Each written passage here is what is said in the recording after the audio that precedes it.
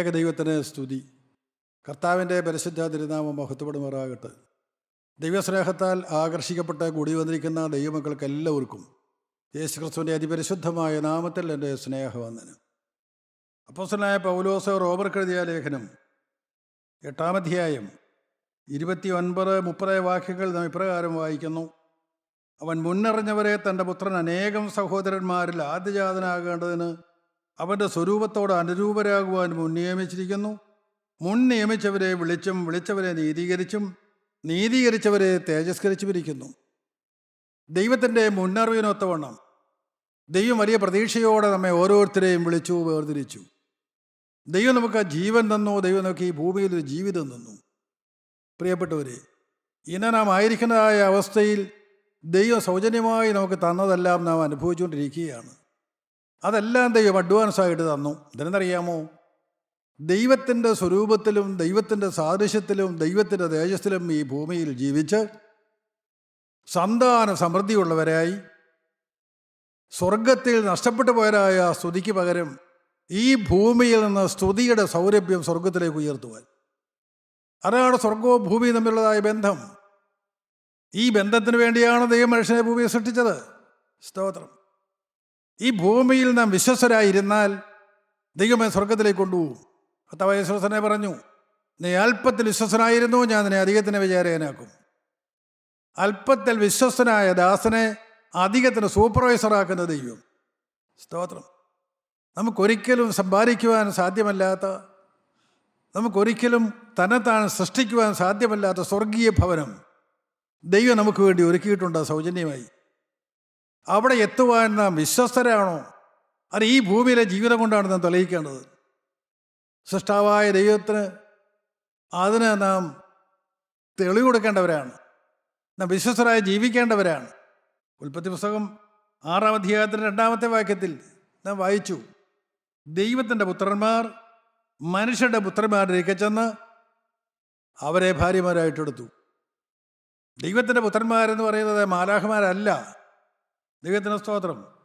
ഉൽപ്പത്തി പുസ്തകം 6-ാം അധ്യായത്തിൽ 2-ാമത്തെ വാക്യം നമുക്ക് വായിച്ചു കേൾക്കാം. ദൈവത്തിൻ്റെ പുത്രന്മാർ മനുഷ്യരുടെ പുത്രിമാരെ സൗന്ദര്യമുള്ളവരെന്ന് കണ്ടിട്ട് തങ്ങൾക്ക് ബോധിച്ച ഏവരെയും ഭാര്യമാരായി എടുത്തു. ദൈവത്തിൻ്റെ പുത്രന്മാരാരാണ്? ആദാമിൻ്റെ ആദ്യത്തെ മകൻ ദുഷ്ടനെന്നുള്ളവനായി കയീൻ.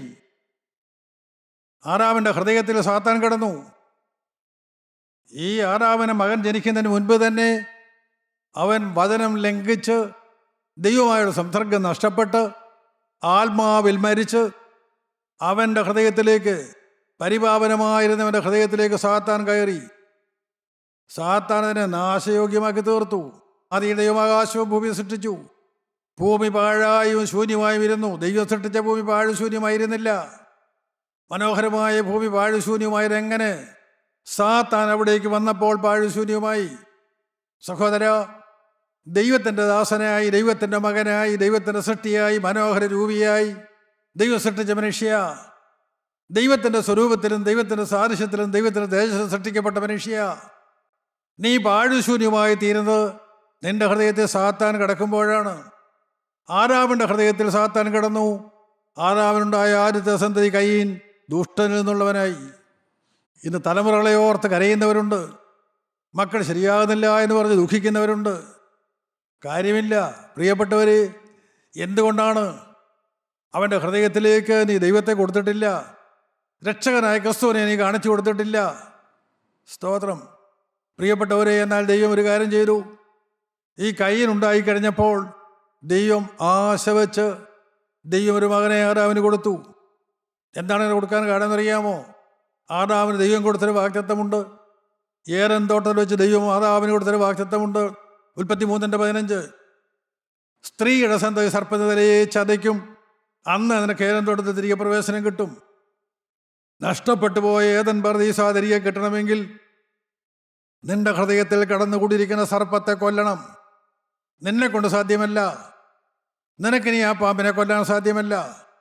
അവ നിന്റെ ഹൃദയത്തിൽ കടന്നുകൂടിക്കഴിഞ്ഞു. നീ എന്താണ് മാർഗം? സ്ത്രീയുടെ സന്തതിയായി പിറക്കുന്നവൻ. സ്തോത്രം. അത് ദൈവിക വാഗ്ദത്തമാണ്. സ്ത്രീയുടെ സന്തതിയായി പിറന്നവൻ ഒരുവനേ ഉള്ളൂ. അതാരാണ്? അവനത്രേ കർത്താവായ യേശു ക്രിസ്തു, അവനത്രേ മശിഹ, അവനത്രേ രക്ഷകൻ, അവനത്രേ ക്രിസ്തു. സ്തോത്രം. ആ കർത്താവായ യേശു ക്രിസ്തു ക്രൂശിൽ മരിച്ച് ഉയർത്തെഴുന്നേറ്റപ്പോൾ അവൻ ക്രിസ്തുവായി, അവൻ മശിഹായായി, അവൻ വീണ്ടെടുപ്പുകാരനായി. പ്രിയപ്പെട്ടവരെ, ഇതിൽ വലിയൊരു മർമ്മമാണ്. ഈ സ്ത്രീയുടെ സന്തതിയായ ഒരുവനെ പിറക്കുവാൻ അതിനുവേണ്ടി ദൈവം ആശയോട് ഹാബേൽ എന്ന് പറയുന്ന മകനെ ദാതാവിന് കൊടുത്തു. എന്നാൽ ദൈവത്തിന് പ്ലാനറിയാവുന്ന സാത്താൻ അവൻ എന്ത് ചെയ്തു? കയീനിലൂടെ ഹാബേലിനെ കൊന്നുകളഞ്ഞു. ദൈവത്തിൻ്റെ പുത്രനെ അവിടെ തകർത്ത് കളഞ്ഞു. നിങ്ങൾക്കറിയാം, കയീൻ നല്ല സ്നേഹഭാവത്തോടെ ഹാബേലിനെ കൂട്ടിക്കൊണ്ട് വയലിലേക്ക് കൊണ്ടുപോയി അവനെ കൊന്നു. അതിനുശേഷം ഉൽപ്പത്തി പുസ്തകം 5-ാം അധ്യായത്തിൻ്റെ 3-ാമത്തെ വാക്യം നമുക്ക് വായിച്ചു കേൾക്കാം. ഉൽപ്പത്തി പുസ്തകം 5-ാം അധ്യായം 3-ാം വാക്യം.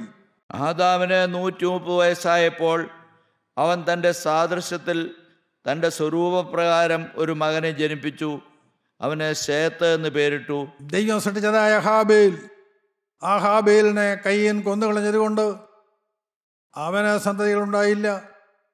എന്നാൽ അതിന് പകരം, ഹാബേലിന് പകരം ദൈവം ആദാമിന് കൊടുത്ത മകനാണ് ശേത്ത്. ഒറ്റയ്ക്കൊരു ഉദ്ദേശമേ ഉള്ളൂ, സ്ത്രീയുടെ സന്തതി അവനിലൂടെ പിറക്കണം. പ്രിയപ്പെട്ടവർ, എന്ന ഈ അവസാന തലമുറയിൽ നമ്മെ ഓരോരുത്തരെയും നോക്കിക്കൊണ്ട് ദൈവം ആഗ്രഹിക്കുന്നത് തന്നെയാണ്. സ്ത്രീയുടെ സന്തതിയായവൻ നമ്മുടെ ഹൃദയത്തിൽ പിറക്കണം. അവൻ നമ്മുടെ ഹൃദയത്തിൽ നിറഞ്ഞു നിൽക്കണം. അവൻ സമാധാനത്തോടെ ആ ഹൃദയത്തിൽ വസിക്കണം. ഹല്ലേലൂയ. അവൻ ഓടി നടന്ന് ഈ സ്നേഹം ലോകത്തിന് കാണിച്ചു കൊടുക്കണം. നമുക്ക് കഴിയുന്നുണ്ടോ പ്രിയപ്പെട്ടവർ? ആ ചേത്തൻ്റെ മക്കളെ ദൈവത്തിൻ്റെ പുത്രന്മാരെന്ന് വിളിച്ചിരുന്നു. ദൈവത്തിൻ്റെ സ്തോത്രം. എന്നാൽ കയീനിൻ്റെ മക്കൾ അവരത്രയും മനുഷ്യരുടെ പുത്രിമാർ. പ്രിയപ്പെട്ടവരെ, ഇവർ തമ്മിലുള്ള വിവാഹബന്ധം ആദ്യകാലത്തില്ലായിരുന്നു. ശേത്തിൻ്റെ മക്കൾ വേർതിരിഞ്ഞു നിന്നിരുന്നു. ദൈവത്തിൻ്റെ പുത്രന്മാർ എന്ന നിലയിൽ അവർ വേർതിരിഞ്ഞു നിന്നിരുന്നു. ഈ കയീൻ്റെ മക്കൾ അവർ മനുഷ്യൻ്റെ പുത്രിമാർ എന്നുള്ള നിലയിൽ വേറെ രീതിയിൽ നിന്നിരുന്നു. എന്നാൽ കാലം മാറിയപ്പോൾ, ലോകത്തിൽ ജനം വർദ്ധിച്ചു വന്നപ്പോൾ നാം എന്താണ് കണ്ടത്? ദൈവത്തിൻ്റെ പുത്രന്മാർ, ഈ ശേത്തിൻ്റെ മക്കൾ, ഈ ആദാമിൻ്റെ മകനായ കയീൻ്റെ മക്കളോട് സംബന്ധത്തിന് പോയി. ദൈവത്തിൻ്റെ സ്തോത്രം. ഇനം നടക്കുന്ന അത് തന്നെയല്ലേ? ദൈവികമല്ലാത്ത ബന്ധങ്ങൾ നടക്കുന്നില്ലേ? ഇന്നുള്ള വിവാഹങ്ങൾ എങ്ങനെയെല്ലാമാണ് നടക്കുന്നത്? പ്രിയപ്പെട്ടവർ, വേദനാജനകമാണ്. ഞാനത് പറയുന്നില്ല, പറയേണ്ട കാര്യമില്ല, നിങ്ങൾക്ക് ഓരോരുത്തർക്കും അറിയാം. ദൈവത്തിൻ്റെ പുത്രന്മാർ മനുഷ്യരുടെ പുത്രന്മാരിലേക്ക് ചെന്നു, തങ്ങൾക്ക് ബോധിച്ചതുപോലെ ചെയ്തു. അത് ഈ ഭൂമിയിലെ മനുഷ്യൻ്റെ കാര്യമാണ്, അത് ദൂതന്മാരുടെ കാര്യമല്ല. വെളിപ്പാട് പുസ്തകം 5-ാം അധ്യായത്തിൻ്റെ 6-ാമത്തെ വാക്യത്തിൽ നാം ഇപ്രകാരം വായിക്കുന്നു. വെളിപ്പാട് പുസ്തകം 5-ാം അധ്യായം 6-ാമത്തെ വാക്യം. ഞാൻ സിംഹാസനത്തിൻ്റെയും 4 ജീവികളുടെയും നടുവിലും മൂപ്പന്മാരുടെ മധ്യത്തിലും ഒരു കുഞ്ഞാട് അറുക്കപ്പെട്ടതുപോലെ നിൽക്കുന്നത് കണ്ടു. ആരാണ് ഈ കുഞ്ഞാട്? സ്തോത്രം. പാപത്തിന്മേൽ ജയം കിട്ടുവാൻ മനുഷ്യന് സാധ്യമായതുകൊണ്ട് മനുഷ്യന് പാപത്തിന്മേൽ ജയം കൊടുക്കുവാൻ വാഗ്ദത്ത സന്തതിയായി കാലത്തീവുമെങ്കിൽ കർത്താവായ യേശു ഈ ഭൂമിയിലേക്ക് വന്നു. 2000 വർഷങ്ങൾക്ക് മുൻപ് ആദാമിന് ദൈവം വാഗ്ദത്തം കൊടുത്ത് 4000 വർഷങ്ങൾക്ക് ശേഷം കർത്താവായ യേശു ക്രിസ്തു ഈ ഭൂമിയിലേക്ക് വന്നു. ദൈവത്തിൻ്റെ സ്തോത്രം. അവൻ ആരാണ്? അതാണ് യോഹന്നാൻ സ്നാപകൻ യോർദാൻ നദിയുടെ കരയിൽ എന്ന് വിളിച്ചു പറഞ്ഞത്, ഇതാ ദൈവത്തിൻ്റെ കുഞ്ഞാട്. വീണ്ടും പറഞ്ഞു, ഇതാ ലോകത്തിൻ്റെ പാപത്തെ ചുമന്നൊഴിക്കുന്ന ദൈവത്തിൻ്റെ കുഞ്ഞാട്. പ്രിയപ്പെട്ടവർ, എൻ്റെയും നിങ്ങളുടെയും പാപത്തെ ചുമന്നൊഴിക്കുവാൻ നിത്യനായ ദൈവം മനസ്സരിഞ്ഞ് തൻ്റെ ഏകജാതനായ പുത്രനെ ഈ ഭൂമിയിലേക്ക് അയച്ചതാണ് ആ കുഞ്ഞാട്. സിംഹാസനത്തിൻ്റെയും 4 ജീവികളുടെയും നടുവിലും മൂപ്പന്മാരുടെ മധ്യത്തിലും ഒരു കുഞ്ഞാട് അറക്കപ്പെട്ടതുപോലെ നിൽക്കുന്നത് കണ്ടു. ഏതാണ് ഈ കുഞ്ഞാട്? അവനെന്താണ് അറക്കപ്പെട്ടതുപോലെ നിൽക്കുന്നത് കണ്ടത്? നമുക്കതിന് തൊട്ട് മുമ്പിലുള്ള വാക്യം വായിക്കാം. വെളിപ്പാട് പുസ്തകം 5-ാം അധ്യായത്തിൽ അതിന് മുൻപുള്ള വാക്യം വായിക്കാം. അപ്പോൾ മൂപ്പന്മാരിൽ ഒരുത്തൻ എന്നോട്, കരയേണ്ട, യഹൂദാ ഗോത്രത്തിലെ സിംഹവും ദാവീദിൻ്റെ വേരുമായവൻ പുസ്തകവും അതിൻ്റെ 7 മുദ്രയും തുറപ്പാൻ തക്കവണ്ണം ജയം പ്രാപിച്ചിരിക്കുന്നു എന്ന് പറഞ്ഞു. സ്തോത്രം. യോഹന്നാൻ അപ്പോസ്തലനോട് ഒരു ദൂതൻ വിളിച്ചു പറയുകയാണ്, യഹൂദാ ഗോത്രത്തിലെ സിംഹവും ദാവീദിൻ്റെ വേരുമായവൻ പുസ്തകവും അതിൻ്റെ 7 മുദ്രയും തുറപ്പാൻ തക്കവണ്ണം ജയം പ്രാപിച്ചിരിക്കുന്നു എന്ന് പറഞ്ഞു. ആ മുദ്രയിട്ട പുസ്തകം തുറപ്പാൻ ആരെയും കാണാകൊണ്ട് യോഹന്നാൻ അപ്പോസ്തലൻ ഏറ്റവും കരഞ്ഞപ്പോൾ പറഞ്ഞു, നീ കരയേണ്ട, ജയം പ്രാപിച്ച ഒരുവനുണ്ട്. ആരാണവൻ? യഹൂദാ ഗോത്രത്തിലെ സിംഹവും ദാവീദിന്റെ പേരുമായവൻ. പ്രിയപ്പെട്ടവര്, അവനത്രേ കർത്താവായ യേശു ക്രിസ്തു, അവനത്രേ എൻ്റെയും നിങ്ങളുടെയും രക്ഷകൻ, അവനത്രേ വീണ്ടെടുപ്പുകാരൻ, അവനത്രേ സാക്ഷാൽ മശിഹ. എന്നാൽ യോഹന്നാൻ അപ്പോസ്തലൻ നോക്കുമ്പോൾ എന്താണ് കാണുന്നത്? യഹൂദ ഗോത്രത്തിന്റെ സിംഹത്തെയല്ല കണ്ടത്, ദാവീദിന്റെ പേരായവനെയല്ല കണ്ടത്, ഒരു കുഞ്ഞാട് അറക്കപ്പെട്ടതുപോലെ നിൽക്കുന്നത് കണ്ടു. പ്രിയപ്പെട്ടവരെ, ഈ മർമ്മം നിങ്ങൾക്ക് മനസ്സിലാകുമോ? സ്തോത്രം. അറക്കപ്പെട്ടതുപോലെ ഇവൻ നിൽക്കുകയാണ്. എന്നാൽ അവൻ മരിച്ചിട്ടില്ല, അവൻ നിൽക്കുകയാണ്. സ്തോത്രം. നാം പാടാറുണ്ട്, കൊല്ലപ്പെട്ടിട്ടും നിൽക്കും കുഞ്ഞാടേ, നിന്നെ വാഴ്ത്തുന്നു ഞങ്ങൾ, നിന്നെ വാഴ്ത്തുന്നു. കൊല്ലപ്പെട്ടിട്ട് നിൽക്കുന്നതായ കുഞ്ഞാട്, ജീവനുള്ള ദൈവത്തിൻ്റെ ഏകജാതനായ പുത്രൻ. സ്തോത്രം. ലോകാരംഭങ്ങൾക്ക് മുൻപ് എനിക്ക് നിങ്ങൾക്ക് വേണ്ടി മരിക്കാമെന്ന് ദൈവത്തോട് വാക്ക് പറഞ്ഞു, സമർപ്പണം പറഞ്ഞവൻ. ആ സമർപ്പണത്തിന്മേൽ അത്രേ ഞാനും നിങ്ങളും ഇന്ന് ജീവിക്കുന്നത്. നിങ്ങൾക്ക് എത്ര പേർക്ക് നന്ദിയുണ്ട്, എത്ര പേര് ദൈവസ്ഥരെ താഴുന്നുണ്ട്. ഞാൻ എങ്ങനെ ജീവിക്കേണ്ടവനാണ്, നാം ഇങ്ങനെ കഴിയേണ്ടവരാണോ? പ്രിയപ്പെട്ടവരെ, ശാന്തമായി ചിന്തിക്കുക. കൊല്ലപ്പെട്ടിട്ടും നിൽക്കും കുഞ്ഞാട്.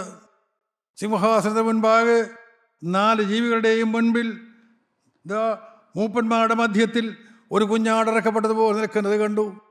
എനിക്ക് നിങ്ങൾക്കും വേണ്ടി ഇറക്കപ്പെട്ട കുഞ്ഞാട്, പ്രിയപ്പെട്ടവരെ, ഇവ നിൽക്കുകയാണ്. അവൻ എനിക്ക് നിങ്ങൾക്കും വേണ്ടി മധ്യസ്ഥരായി നിൽക്കുകയാണ്. നമുക്ക് അപ്പോസ്തലപ്രവൃത്തിയുടെ പുസ്തകം എടുക്കാം. അപ്പോസ്തലപ്രവൃത്തിയുടെ പുസ്തകം 20-ാം അധ്യായത്തിൻ്റെ 32-ാമത്തെ വാക്യം. അവിടെ അപ്പോസ്തലനായ പൗലോസ് എഫേസോസിലെ മൂപ്പന്മാരോട് പറയുകയാണ്. നമുക്ക് വായിച്ചു കിടക്കാം. 20:32. നിങ്ങൾക്ക് ആത്മീയ വർധന വരുത്തുവാനും സകല വിശുദ്ധന്മാരോടും കൂടെ അവകാശം തരുവാനും കഴിയുന്ന ദൈവത്തിലും അവൻ്റെ കൃപയുടെ വചനത്തിലും ഞാനിപ്പോൾ നിങ്ങളെ ഭരമേൽപ്പിക്കുന്നു. നിങ്ങൾക്ക് ആത്മീക വർധന വരുത്തുവാനും സകല വിശുദ്ധന്മാരോടും കൂടെ അവകാശം തരുവാനും കഴിയുന്ന ദൈവത്തിലും അവൻ്റെ കൃപയുടെ വചനത്തിലും ഞാനിപ്പോൾ നിങ്ങളെ ഭരമേൽപ്പിക്കുന്നു. പ്രിയപ്പെട്ടവർ, എന്തൊരു ഉന്നതമായ സ്ഥാനമാണ് അപ്പോസ്തലൻ വിശ്വാസികൾക്ക് കൊടുത്തത്. മറക്കരുത്, നാം ഇവിടെ ചപ്പും ചവറുമായി കഴിയേണ്ടവരല്ല. നാം ഇവിടെ നിരാശയിലും ഭാരത്തിലും കഴിയേണ്ടവരല്ല. പാപത്തിൽ മുഴുകി ജീവിക്കേണ്ടവരല്ല. ദൈവത്തെ പ്രസാദിപ്പിക്കേണ്ടവരാണ്. സ്വർഗീയ അവകാശം സ്വന്തമാക്കേണ്ടതാണ് ഈ ഭൂമിയിൽ ജീവിച്ചുകൊണ്ട്. പ്രിയപ്പെട്ടവർ, സ്വർഗീയ സിംഹാസനത്തിങ്കൽ യഹൂദ ഗോത്രത്തിൻ്റെ സിംഹമായവൻ, പരാജയമറിയാത്തവൻ, എന്നും ജയാളിയായി നിന്നവൻ, അറക്കപ്പെട്ട കുഞ്ഞാടനെ പോലെ നിൽക്കുന്ന കാഴ്ച നിങ്ങൾ മറക്കരുത്. സ്തോത്രം. ഇത് തന്നെയാണ് ഈ ഭൂമിയിൽ ഞാനും നിങ്ങൾ ജീവിക്കേണ്ടത്. ഈ ലോകത്തെ സ്നേഹിക്കാറ്, ഈ ലോകത്തെ നമ്പാറ്, ഈ ലോകത്തിലേക്ക് നമ്മുടെ ഹൃദയം പോകാറ്, ഈ ലോകത്തിലേക്ക് നമ്മുടെ കണ്ണുകൾ പോകാറ്, ക്രിസ്തുവിൽ മാത്രം ഏകാഗ്രതയുള്ളവരായി നിൽക്കണം. ദൈവം നമ്മെക്കുറിച്ച് ആഗ്രഹിക്കുന്നത് അതാണ് കർത്താവ് നമുക്ക് കാണിച്ചു തന്നതും.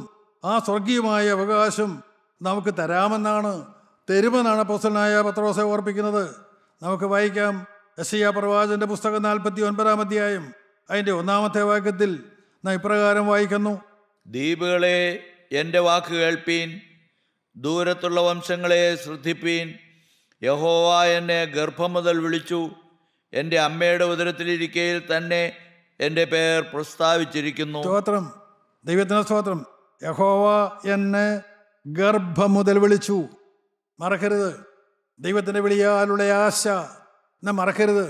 ദൈവം ഇന്ന് നമ്മെ ഓരോരുത്തരെയും നോക്കിക്കൊണ്ടിരിക്കുന്നു. യെശയ്യാ പ്രവാചകൻ പറയുകയാണ്, യഹോവ എന്നെ ഗർഭം മുതൽ വിളിച്ചു, എൻ്റെ അമ്മയുടെ ഉദരത്തിലിരിക്കയിൽ തന്നെ എൻ്റെ പേര് പ്രസ്താവിച്ചിരിക്കുന്നു. സ്തോത്രം. ആ സ്നേഹം നിങ്ങൾ അറിയുന്നുണ്ടോ? ആ സ്നേഹം നിങ്ങളുടെ ഹൃദയത്തെ നിങ്ങൾ ഉൾക്കൊള്ളുന്നുണ്ടോ? ആ സ്നേഹത്താൽ നിങ്ങൾ നിറഞ്ഞിട്ടുണ്ടോ? പ്രിയപ്പെട്ടവർ, ആ സ്നേഹത്താൽ നിറഞ്ഞ ഒരു വ്യക്തിക്ക് പാപത്തെ സ്നേഹിക്കാൻ പറ്റുമോ? നാം എങ്ങനെയാണ് ദൈവത്തെ സ്നേഹിക്കേണ്ടത്? പൂർണ്ണ ഹൃദയത്തോടും പൂർണ്ണ മനസ്സോടും പൂർണ്ണ ശക്തിയോടും പൂർണ്ണ ആത്മാവോടും കൂടെ നാം ദൈവത്തെ സ്നേഹിക്കണം.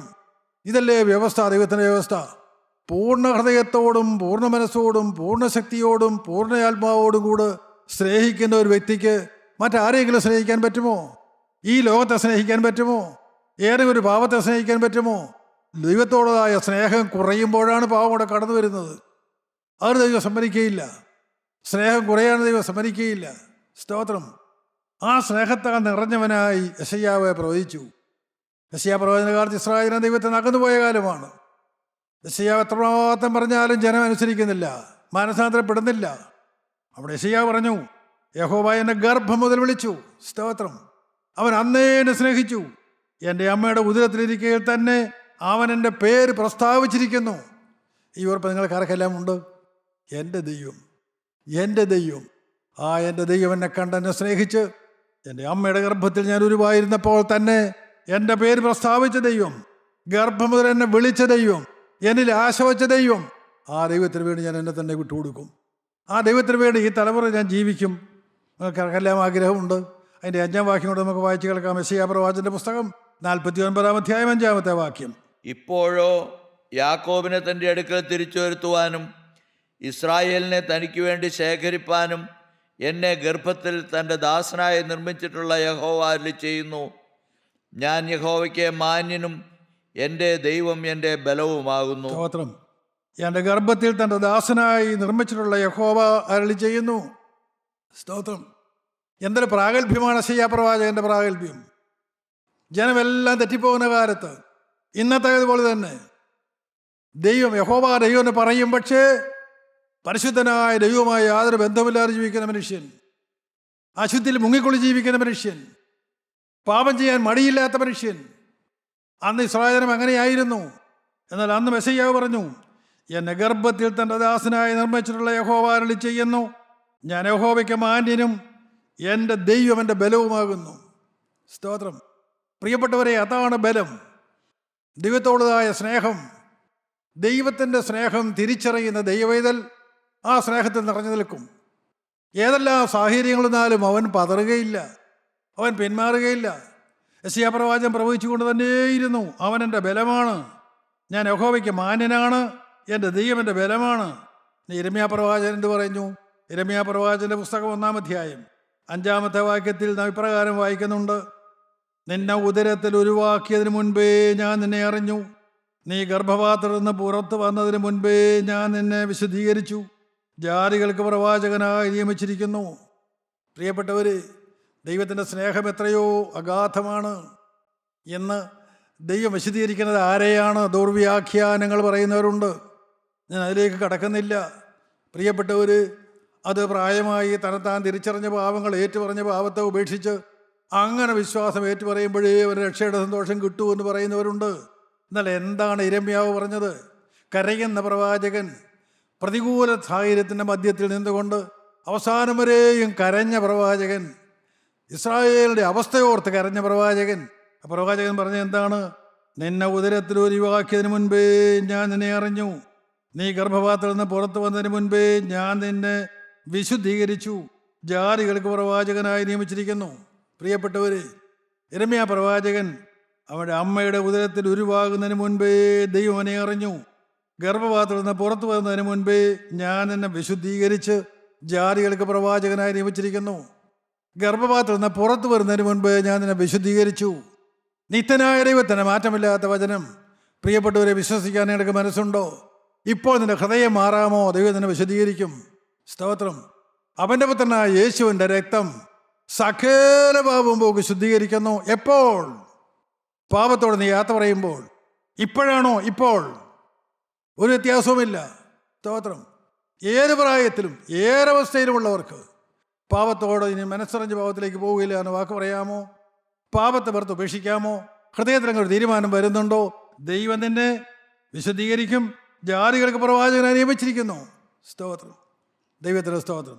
പ്രിയപ്പെട്ടവരെ, വിശുദ്ധ ലൂക്കോസിന്റെ സുവിശേഷം 1-ാം അധ്യായം 15-ാമത്തെ വാക്യത്തിൽ നാം ഇങ്ങനെ വായിക്കുന്നു, അവൻ കർത്താവിൻ്റെ സന്നിധിയിൽ വലിയവനാകും, വീഞ്ഞും മദ്യവും കുടിക്കുകയില്ല, അമ്മയുടെ ഗർഭത്തിൽ വെച്ച് തന്നെ പരിശുദ്ധാത്മാവ് കൊണ്ട് നിറയും. യോഹന്നാൻ സ്നാപകനെക്കുറിച്ച് നിത്യനായ ദൈവം വെളിപ്പെടുത്തി കൊടുക്കുകയാണ്.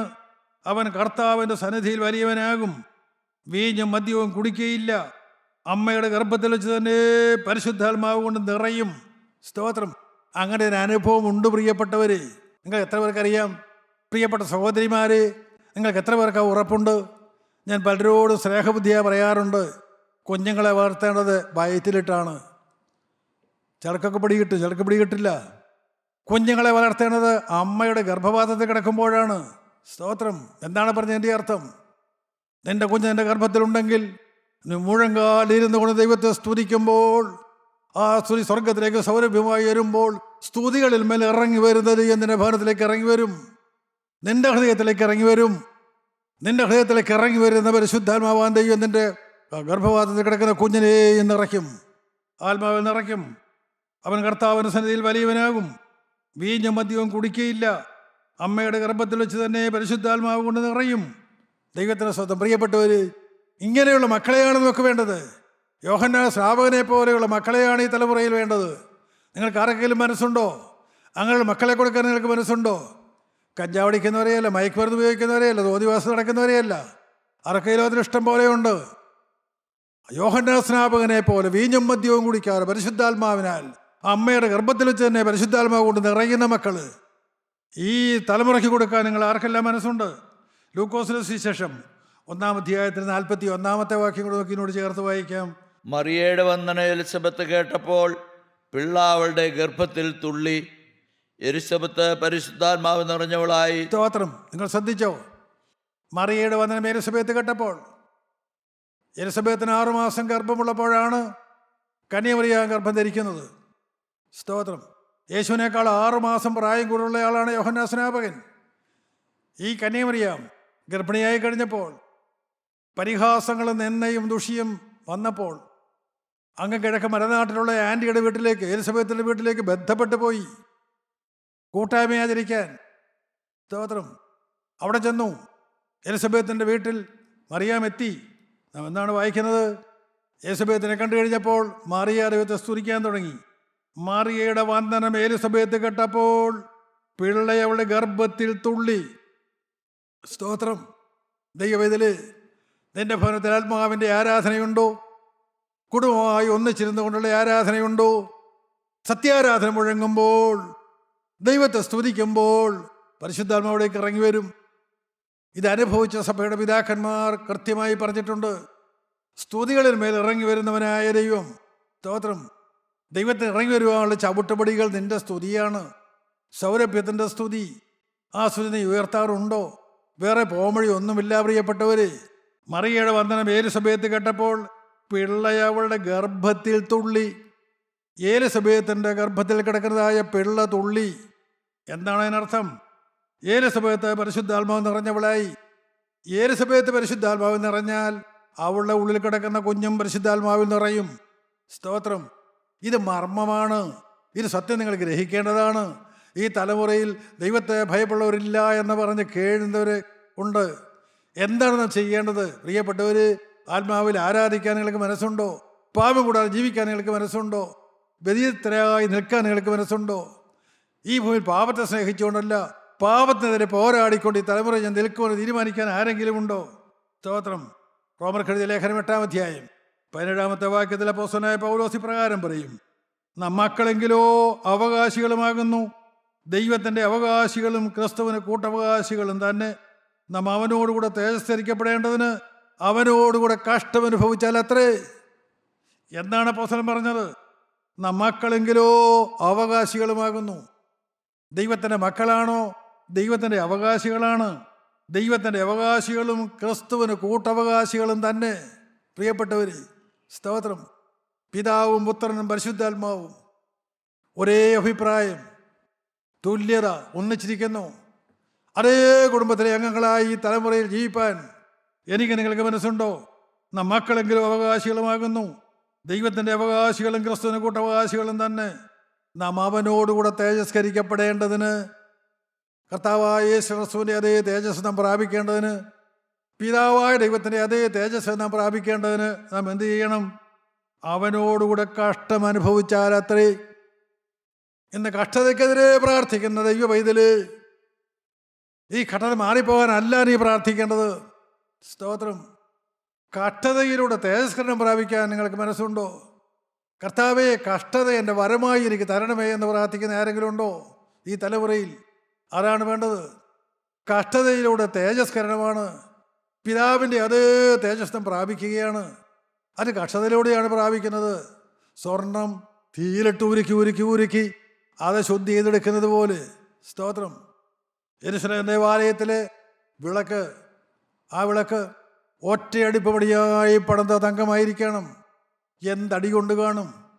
ആ വിളക്കിന് 7 തട്ടുകളുണ്ട്. അതിന് ചുറ്റും തീയിടാനുള്ള സൗകര്യങ്ങളുണ്ട്. ഒരൊറ്റ സ്വർണ്ണ കട്ടിയാണ് ഉരുക്കി ഉരുക്കി ഉരുക്കി ആ രീതിയിൽ നിലവിളക്കായത്. സ്തോത്രം. ദൈവത്തിൽ പറയുന്നുണ്ട്, ഞാൻ വിശദീകരിക്കാൻ സമയം എടുക്കുന്നില്ല. പ്രിയപ്പെട്ടവരെ, കഷ്ടതയിലൂടെ തേജസ്കരണം പ്രാപിപ്പാൻ തങ്ങളെ തന്നെ വിട്ടുകൊടുക്കാൻ നിങ്ങൾക്ക് ആർക്കെല്ലാം മനസ്സുണ്ട്? നമുക്കൊരു വാക്യം കൂടെ വായിക്കാം. 2 കൊരിന്ത്യർ ലേഖനം 1-ാം വാക്യം. ക്രിസ്തുവിൻ്റെ കഷ്ടങ്ങൾ ഞങ്ങളിൽ പെരുകുന്നത് പോലെ തന്നെ ക്രിസ്തുവിനാൽ ഞങ്ങളുടെ ആശ്വാസവും പെരുകുന്നു. ഒരു കാര്യം നിങ്ങൾ ഓർത്തോണം, ക്രിസ്തുവിൻ്റെ കഷ്ടങ്ങൾ ഞങ്ങളിൽ പെരുകുന്നത് പോലെ തന്നെ ക്രിസ്തുവിനാൽ ഞങ്ങളുടെ ആശ്വാസവും പെരുകുന്നു. കർത്താവിന് വേണ്ടി തലമുറയിൽ നിൽക്കുന്നവരൊക്കെ കഷ്ടതയുണ്ടെങ്കിൽ കർത്താവിൻ്റെ ആശ്വാസം കൂടെ പകരും. സ്തോത്രം. പ്രിയപ്പെട്ടവർ, നിങ്ങൾ എത്ര പേര് അനുഭവിക്കുന്നുണ്ട്? ആ കഷ്ടത ഒരു സുഖമാണെന്ന് ഞാൻ പറയും. ആ പട്ടിണി സുഖമാണെന്ന് ഞാൻ പറയും. എല്ലാവരും തന്നെ ഒറ്റപ്പെടുത്തുമ്പോൾ, എല്ലാവരും തന്നെ തേജോവധം ചെയ്യുമ്പോൾ ഉള്ളത്തിൽ സ്തുതിയാണ്, ഉള്ളത്തിൽ സന്തോഷമാണ്. എന്താണ്? ദൈവം തരുന്ന സമാധാനം അനുഭവിക്കാം. ഈ സമാധാനം നിങ്ങൾക്ക് ആർക്കെല്ലാം വേണം? ഈ വലിയ സമാധാനം അനുഭവിക്കാൻ നിങ്ങൾക്ക് ആർക്കെല്ലാം ഉണ്ട്? കർത്താവേ, ഈ വലിയ സമാധാനത്തിന് കഷ്ടത ഞാൻ എൻ്റെ വരമായി തിരഞ്ഞെടുക്കുന്നു. നിനക്ക് വേണ്ടി ഈ ഭൂമിയിൽ എന്നുമില്ലാത്തവനായിരിക്കാൻ എനിക്ക് മനസ്സാണ്. ആരെല്ലാം പ്രാർത്ഥിക്കുന്നുണ്ട്? നമുക്ക് നമ്മെ തന്നെ താഴ്ത്താം. നമുക്ക് നമ്മുടെ ഹൃദയങ്ങളെ തുറക്കാം. നമ്മുടെ ആത്മശ്വര മനസ്സുകളുടെ ദിവസത്തിലേക്ക് നമുക്ക് താഴ്ത്തി കൊടുക്കാം. കർത്താവേ, അവിടുത്തെ മുറിഞ്ഞ കരങ്ങൾ ഇപ്പോൾ ഞങ്ങളുടെ മേൽ വയ്ക്കണമേ. അവിടുത്തെ തിരുനാളുകളെ കഴുകണമേ, ഞങ്ങളെ ശുദ്ധീകരിക്കണമേ. ശത്രുവിന് സകല അവകാശത്തെ ഞങ്ങളിന്ന് മാറ്റണമേ. ഈ ഹൃദയത്തിലേക്ക് എഴുന്നള്ളി വരണമേ. ഈ ഹൃദയത്തെ രാജാവായി കർത്താവായി അവിടുന്ന് ഞങ്ങൾ ഇരുന്നുകൊണ്ട് ഞങ്ങളെ വിശുദ്ധിയുടെ ദിഗവിലേക്ക് നടത്തണമേ. തേജസ്കരണത്തിലേക്ക് ഞങ്ങളെ നടത്തണമേ. രണ്ടാമത്തെ വരവിനായി ഞങ്ങളെല്ലാവരെയും ഒരുക്കണമേ. മാനവും മഹത്വം എടുക്കണമേ. യേശു ക്രിസ്തുവിന്റെ അതിപരിശുദ്ധ നാമത്തിൽ തന്നെ. ആമേൻ.